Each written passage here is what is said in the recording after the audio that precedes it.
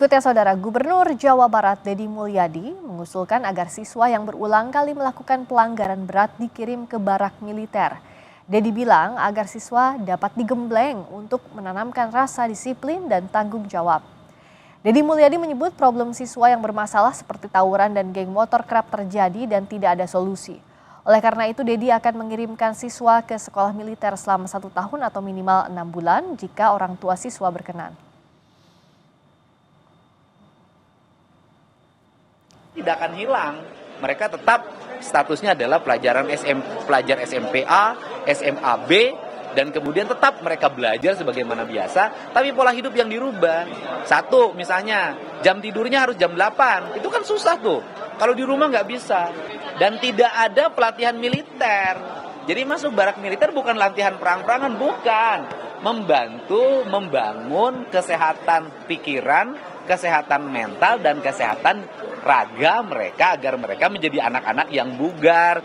Tetap belajar di sekolah, tetap belajar, mereka tetap melaksanakan kegiatan belajar mengajar, gurunya mengajar di sekolah. Cuman bedanya mereka melaksanakan kegiatan itu di areal komplek militer atau Polri. Nanti ada ruang kelasnya, nanti ada guru yang dari sekolah di mana dia asal untuk berkunjung, nggak ada problem apapun.